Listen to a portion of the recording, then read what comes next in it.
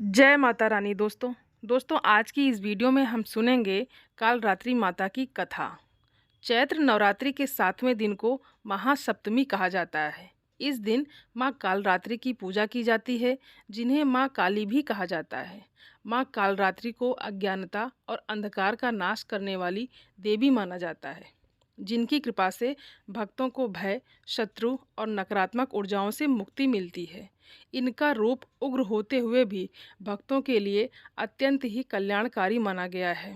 माता कालरात्रि को वीरता और साहस की देवी माना जाता है, जो अज्ञानता, भय और दुष्ट शक्तियों का नाश करती हैं। माता का स्वरूप अत्यंत ही भयावह होता है, लेकिन वे अपने भक्तों को सभी संकटों से बचाने वाली और सुख समृद्धि प्रदान करने वाली देवी मानी जाती हैं। माँ कालरात्रि श्याम वर्ण की हैं। इनकी 4 भुजाएं हैं और इनकी सवारी गधा है। इनके एक हाथ में खड्ग और दूसरे में अग्नि की मशाल होती है। इनके अन्य 2 हाथ वर मुद्रा और अभय मुद्रा में होते हैं, जो ये दर्शाते हैं कि वे अपने भक्तों को आशीर्वाद और सुरक्षा प्रदान करती हैं। इन्हें शुभंकारी भी कहा जाता है, क्योंकि इनकी कृपा से साधकों को आध्यात्मिक एवं सांसारिक लाभ प्राप्त होते हैं। भक्त इस दिन व्रत रखकर माता का ध्यान करते हैं और इनसे सभी कष्टों से मुक्ति पाने के लिए प्रार्थना करते हैं। तो आइए अब हम सभी सुनते हैं कालरात्रि माता की कथा। पौराणिक कथा के अनुसार शुंभ, निशुंभ और रक्तबीज नाम के दैत्यों ने अपना आतंक तीनों लोकों में फैलाना शुरू कर दिया था। सभी देवगण भगवान शिव के पास गए। जब भगवान शिव ने सभी देवताओं को चिंतित देखा तो उनसे उनकी चिंता का कारण पूछा। तब देवताओं ने भगवान शंकर जी से कहा, हे भोलेनाथ, शुंभ, निशुंभ और रक्तबीज नामक दानवों ने अपने उत्पात से हम सभी को परेशान कर रखा है। कृपया कर हमारी मदद करें। और ये सुनते ही भोलेनाथ ने अपने समीप बैठी माता पार्वती की ओर देखा और उनसे उन दानवों का वध करने की प्रार्थना की।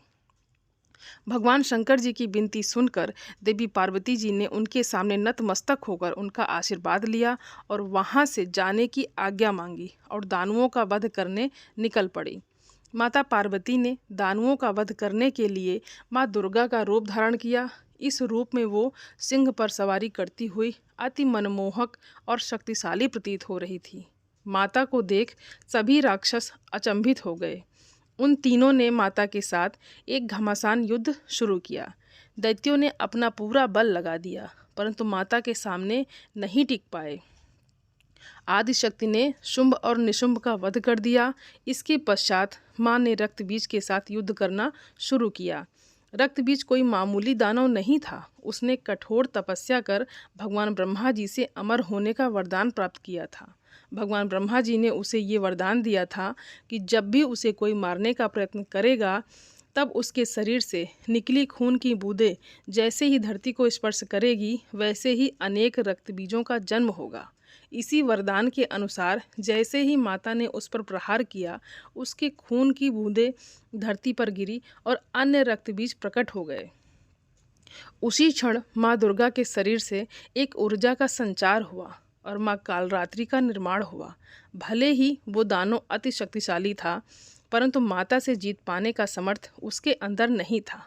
माँ कालरात्रि ने रक्तबीज को अपनी कटार से मार गिराया और जैसे ही उसके शरीर से खून बहने लगा, उन्होंने उसका रक्त पान कर लिया।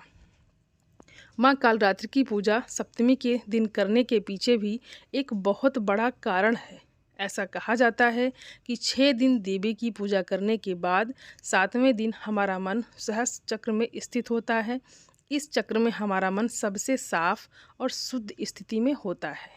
इस दौरान कालरात्रि की पूजा करने से हमें ब्रह्मांड की सभी सिद्धियों की प्राप्ति होती है और सारी असुरी शक्तियाँ हमसे दूर भाग जाती हैं।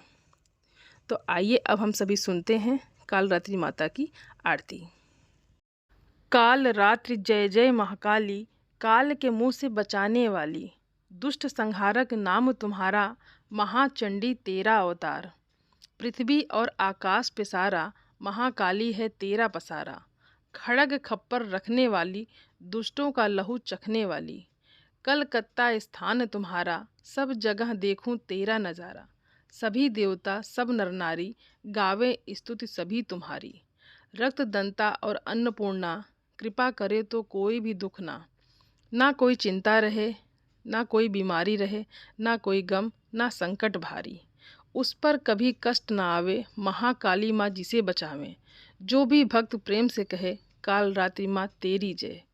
जय माता रानी। दोस्तों आप सभी सनातनी भाई बहनों से मेरा विनम्र निवेदन है, मेरे चैनल को सब्सक्राइब ज़रूर कर लें और वीडियो को लाइक और अपने फैमिली फ्रेंड के साथ शेयर ज़रूर करें। आप सभी को जय माता रानी। धन्यवाद दोस्तों।